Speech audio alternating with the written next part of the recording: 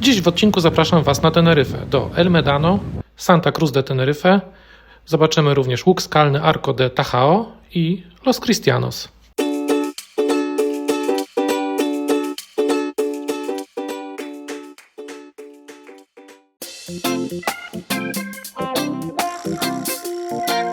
Witam Was z Teneryfy, z miejscowości El Médano. El Médano to mekka surferów i miłośników innych sportów wodnych. Stałe wiatry czynią ją idealnym miejscem do uprawiania windsurfingu i kitesurfingu. Często odbywają się tu międzynarodowe zawody. Miasteczko zapewnia luźną, wręcz hipisowską atmosferę w kontraście do innych kurortów, z długą plażą i deptakiem. Jego nazwa pochodzi od hiszpańskiego słowa medanos, oznaczającego wydmy, które wciąż formują się na plażach pod wpływem wiatru. El Médano jest położone bardzo blisko południowego lotniska Reina Sofia na Teneryfie, co z jednej strony ułatwia dojazd, ale z drugiej strony nie da się ukryć, że nisko przelatujące samoloty mocno hałasują.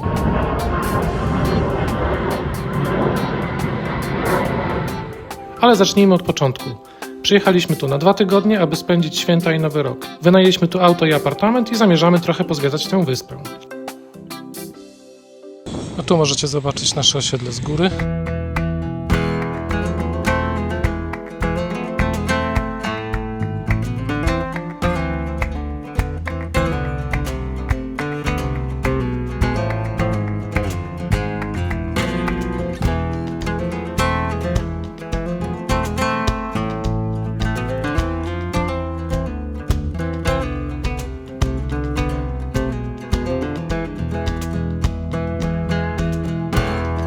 A tu można sobie urządzić piknik pod wiszącą skałą. Dobra, teraz krótki obchód po naszym apartamencie. Tada! Tu mamy kuchnię. Tak oto się prezentuje.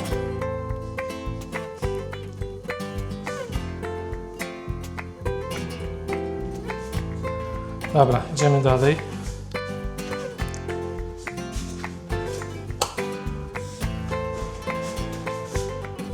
Tu jedna z 3 łazieneczek.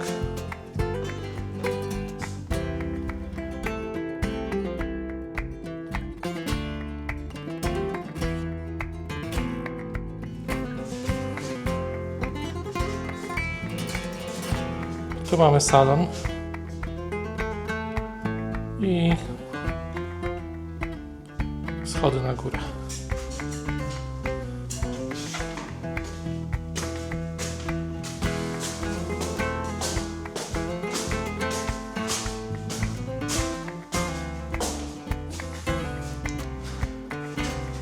Tu mamy drugą łazienkę.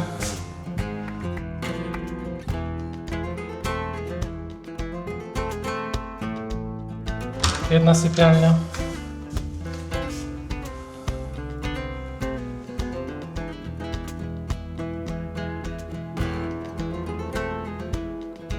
Ze swoją dodatkową łazieneczką, czyli łazienki mamy 3. Pozostałych pokoi Wam nie pokażę, gdyż nie wszyscy moi goście sobie tego życzą. Ale jeszcze możecie zobaczyć nasz taras.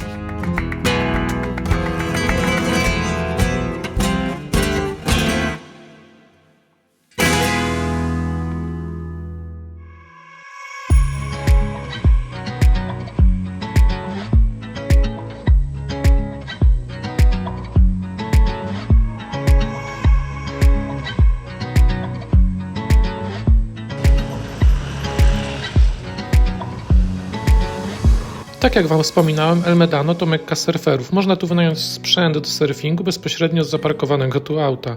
Parkuje tu wiele kamperów, w których mieszkają surferzy. Tuż obok jest ładna, szeroka plaża, na której można posurfować.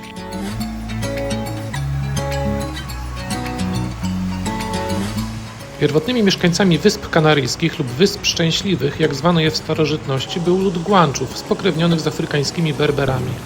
Wyspy Kanaryjskie leżą bliżej Afryki niż Europy, około 100 km od Maroka. Guanczowie żyli w izolacji, zajmowali się pasterstwem i nie znali metalu. W XV wieku wyspy zostały podbite przez koronę Kastylii i stały się częścią Hiszpanii. Hiszpanie narzucili katolicyzm, co doprowadziło do zaniku dawnych wierzeń. Po wojnie domowej Hiszpania pod rządami Francisco Franco była izolowana politycznie i gospodarczo. Wyspy Kanaryjskie były biednym regionem, utrzymywały się głównie z uprawy bananów, pomidorów i rybołówstwa. Wielu jej mieszkańców emigrowało do Ameryki Łacińskiej.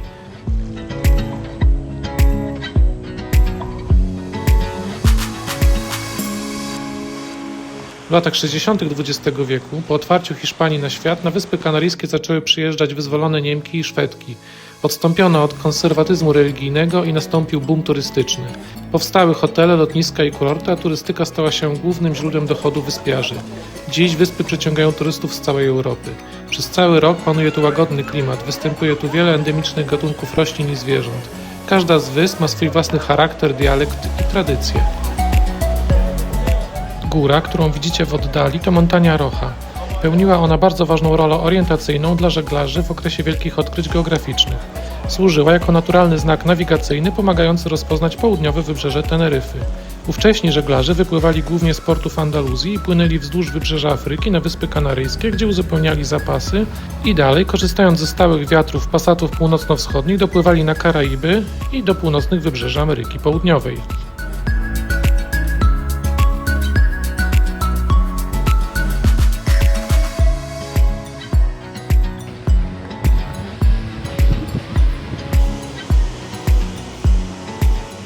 Dobra, idziemy spróbować lokalnych specjałów.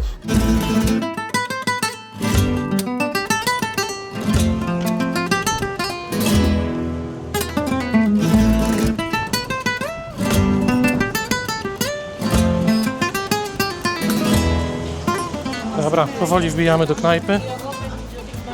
Do knajpy Restaurante Playa Chica.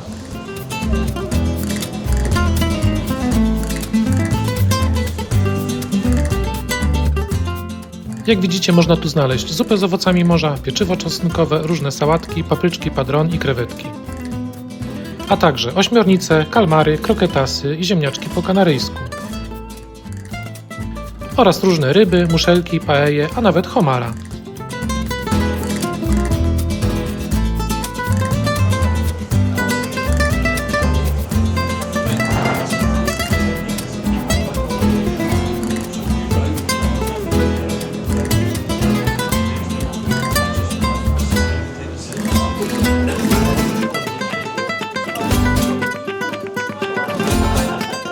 Sardynki, krewetki, czokos, Kroketasa sobie zrobię. kalamary sala romana, kroketasy i zamburinas. I jeszcze dogrywka z navajasami. Tutaj Carlos spaghetti bolognese. I tutaj fish of the day, czyli dorada. Dobra, pojedliśmy, wszystko było smaczne. Jeśli macie jakieś pytania co do wynalazków, które tutaj jedliśmy, to zostawcie je w komentarzu. A my powoli kończymy dzisiejszy dzień.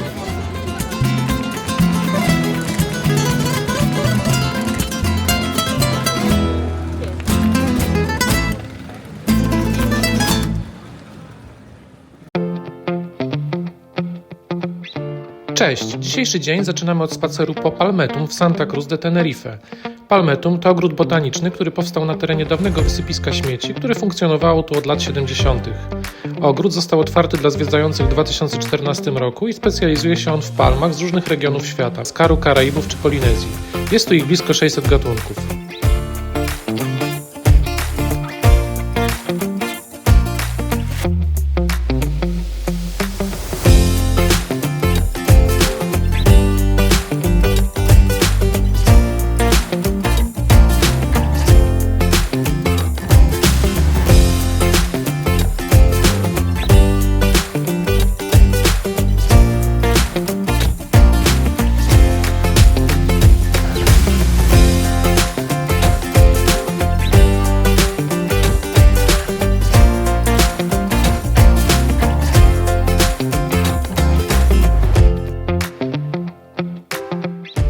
Teraz widok z góry na Santa Cruz de Tenerife. Przed nami audytorium, czyli odpowiednik opery w Sydney.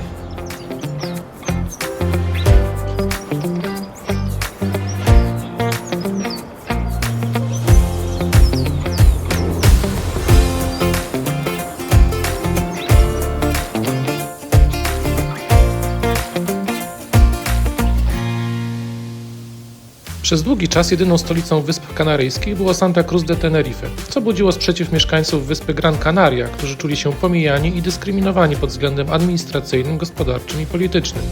Dlatego też, aby załagodzić konflikt i zapewnić równowagę między wyspami, w 1927 roku Hiszpania podzieliła archipelag na dwie prowincje i ustanowiła dwie współistniejące stolice: Santa Cruz de Tenerife i Las Palmas de Gran Canaria. Obecnie część urzędów i instytucji znajduje się w Santa Cruz, a część w Las Palmas. Sam parlament Wysp Kanaryjskich obraduje na zmianę na obu wyspach. Dzięki temu zmniejszyły się napięcia polityczne pomiędzy wyspami i doszło do równego rozwoju obu części archipelagu.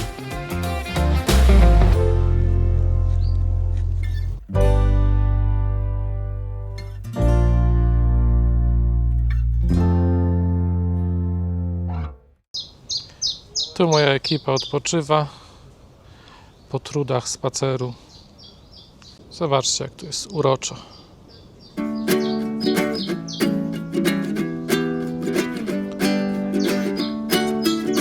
Tu jaka ładna palemka. Zobaczcie, jakie zajebiste owoce. A teraz obczajcie sobie tą palmę.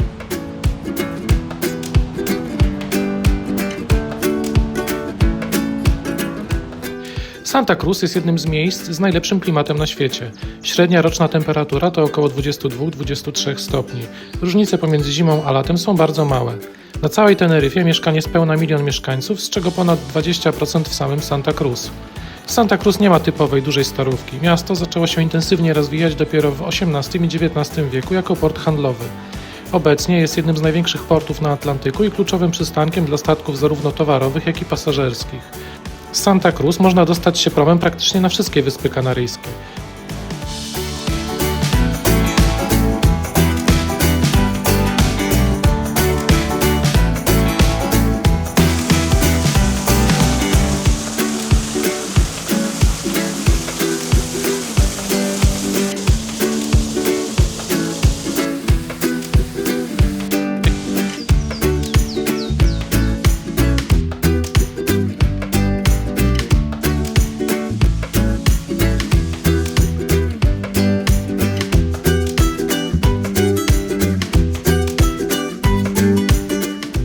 Siedem kilometrów od centrum Santa Cruz de Tenerife w dzielnicy San Andrés znajduje się Playa de las Teresitas, jedna z najpiękniejszych plaż na wyspie.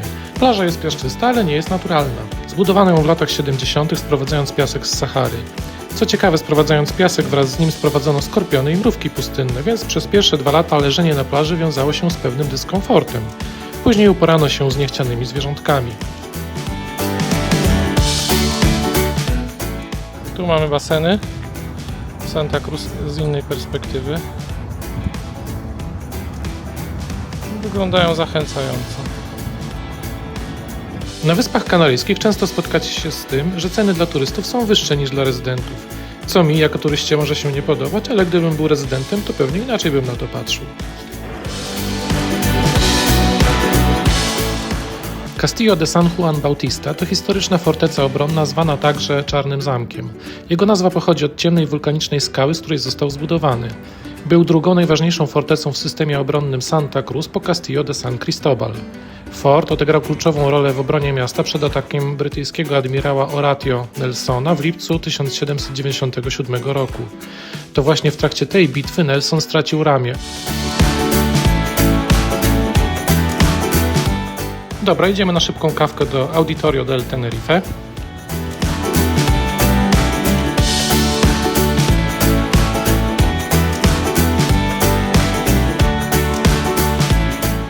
A oto i słynne Barraquito z Teneryfy, czyli wielowarstwowa słodka kawa, w skład której wchodzą skondensowane mleko, likier pomarańczowy, espresso, spienione mleko, cynamon i skórki cytryny. Wygląda efektownie i niestety jest bardzo smaczne. Idziemy teraz do Museo de Naturaleza i Archeologia. Muzeum jest niepozorne, ale można dowiedzieć się tutaj wielu ciekawostek o wszystkich Wyspach Kanaryjskich, a także o jej rodowitych mieszkańcach.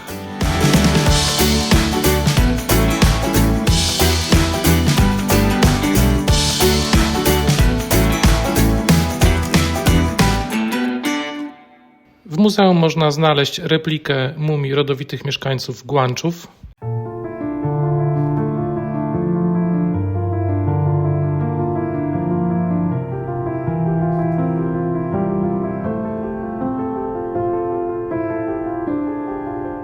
Tak sobie mieszkali lokalesi w jaskiniach.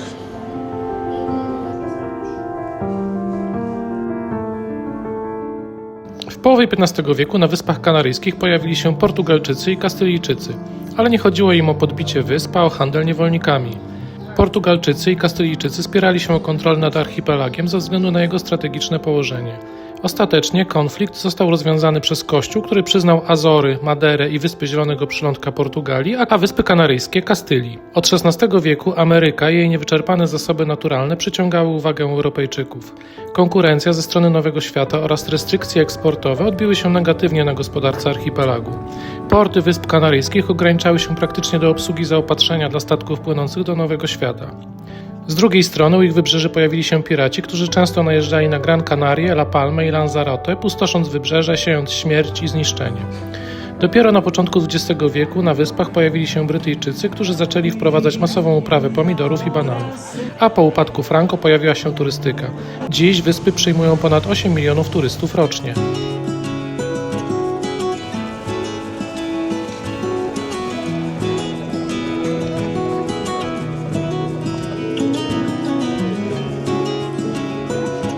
To, co widzicie w tle, to smocze drzewo z Wysp Kanaryjskich. Może rosnąć setki lat. Jego korona tworzy charakterystyczne wachlarze. Posiada pomarańczowe jagody, a samo drzewo wytwarza unikatowy czerwony sok.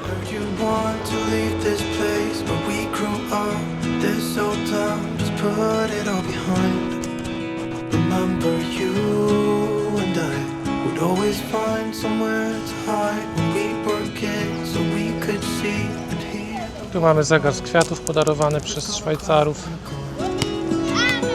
Pięknie.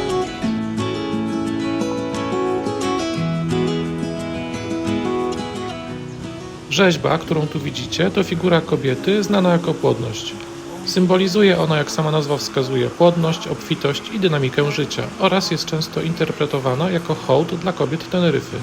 Cały pomnik to generalnie hołd dla Santiago García Sanabria, burmistrza Santa Cruz de Tenerife, który zainicjował budowę parku.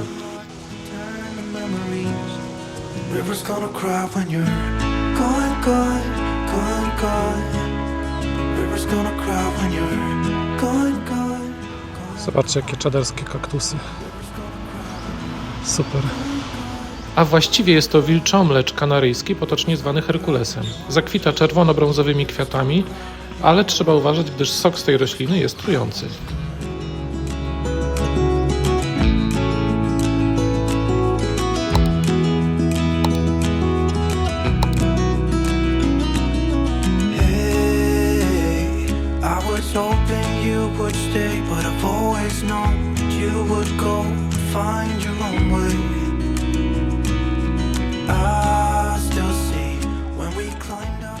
Nazwa Wyspy Kanaryjskie nie pochodzi od kanarków, ale od psów, a dokładniej od łacińskiego słowa canis oznaczającego psa.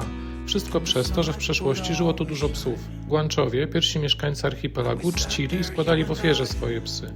Wierzyli oni, że zmumifikowane zwierzęta będą doskonałymi strażnikami zmarłych w zaświatach. To właśnie fascynacja psami oraz ich ogromna liczba sprawiły, że archipelag nazwano Wyspą Psów. Zresztą do dziś w herbie archipelagu jest tarcza z symbolami 7 wysp podtrzymywana przez 2 psy.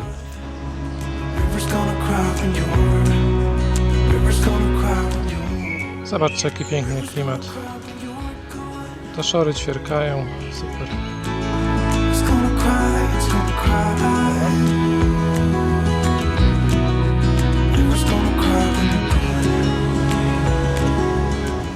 Przed nami Plaza de Toros, czyli arena, gdzie kiedyś odbywały się korridy. Ostatnia korrida na tej arenie odbyła się na początku lat 80. W 1991 roku Parlament Wysp Kanaryjskich zakazał walk byków na całym archipelagu ze względu na ochronę zwierząt, zanim stało się to modnym tematem w innych częściach Hiszpanii. Nie odbywają się tu żadne imprezy. Teoretycznie są jakieś plany rewitalizacji, ale póki co nic tu się nie dzieje. Na lunch wbijamy do knajpy asturyjskiej Don Pelayo.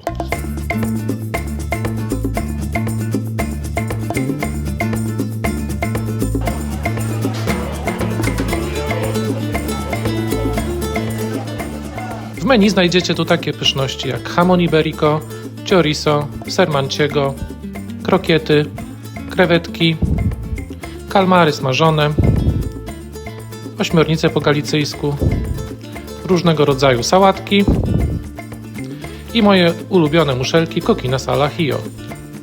Oraz takie pyszności jak fabada asturiana, czyli fasolka po bretońsku, różne rodzaje ryb, dorsza, m.in. też rapę, czyli żabnice, pulpety, albondigas, różne rodzaje mięs i ogon byka, czyli rabo de toro.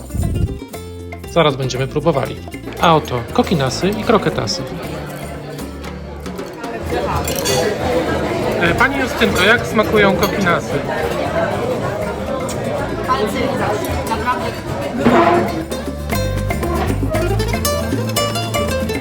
Teraz będzie jedzona fawada asturyjska. Wszystko było pyszne, także lokal można polecać, a my wracamy do El Medano. Witam Was z miejscowości Tajao. Przyjechaliśmy tutaj, żeby pójść na krótki hike. No i zaraz będę Wam pokazywał, co tutaj jest ciekawego. Tu mamy taki mały porcik.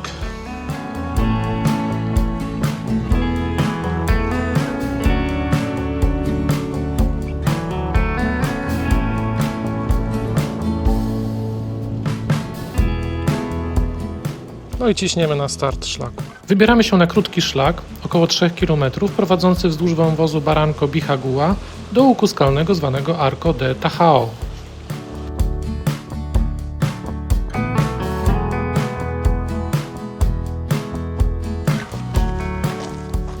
Idziemy sobie hajkiem, zupełnie nieoznakowanym, więc tak jest dziwnie. Tutaj czytałem, że dosyć dużo ludzi pomieszkuje w tych jaskiniach. Widzicie, tutaj przed nami jest jaskinia, poukładane jakieś kamulce, żeby osłaniały od wiatru. I można mieć tani hotel.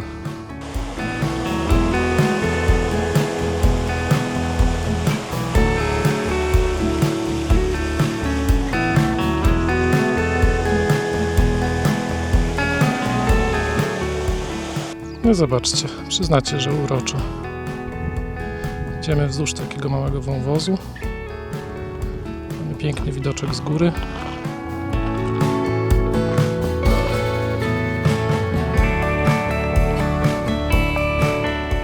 A tutaj ludzie sobie chillują. Intrygujące są takie studzienki tutaj na środku drogi. Zastanawiam się, po co to jest. Już wcześniej taką jedną mijaliśmy. Zobaczcie, kolejna studzienka.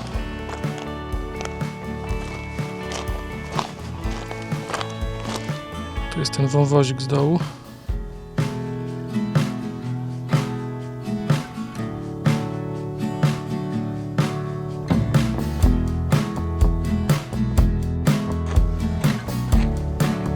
Zobaczcie, w jak cudownym miejscu jesteśmy.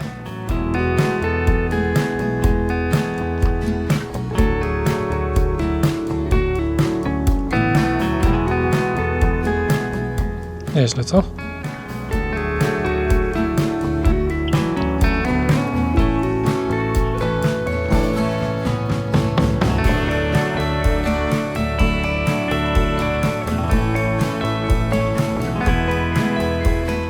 I tu moja muza.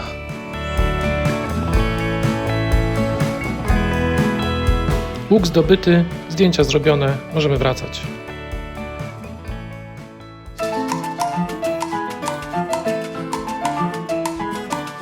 Jedziemy właśnie do Los Cristianos. Jest to popularne miasto i kurort turystyczny na południu wyspy, znany z ładnych plaż, portu, promenad, barów i restauracji.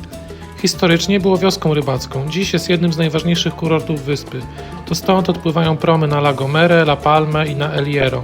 Mieszka tu ponad 20 000 mieszkańców. Samo miasto łączy się promenadą z pobliskim kurortem Playa de las Americas i Costa Adeje. Witam z Los Cristianos. Idziemy sobie obejrzeć miasteczko. Tu po prawej stronie mamy port, skąd odpływają promy na La Gomera, La Palmę i El Hierro.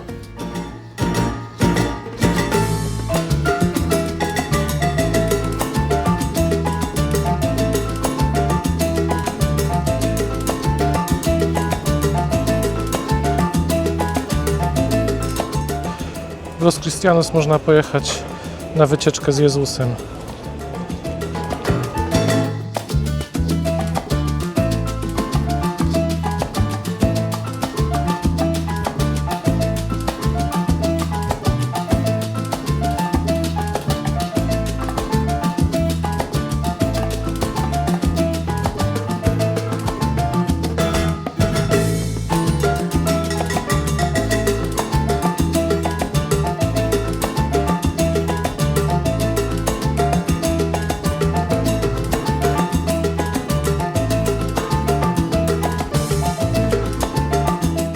No dobra, Los Cristianos mnie nie podnieciło. Jest tutaj bardzo ładna plaża, ale jest mnóstwo turystów. Tu można nabyć produkty światowych marek w bardzo atrakcyjnej cenie.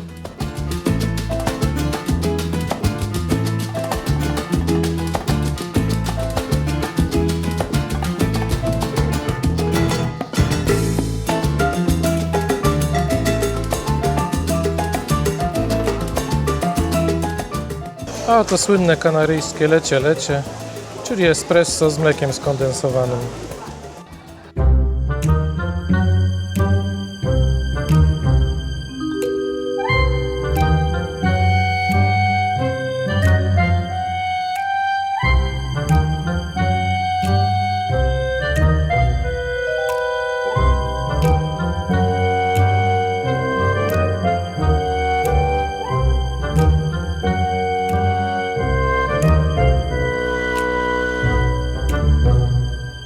Zapraszam do kolejnego odcinka z Teneryfy, a właściwie z La Gomery.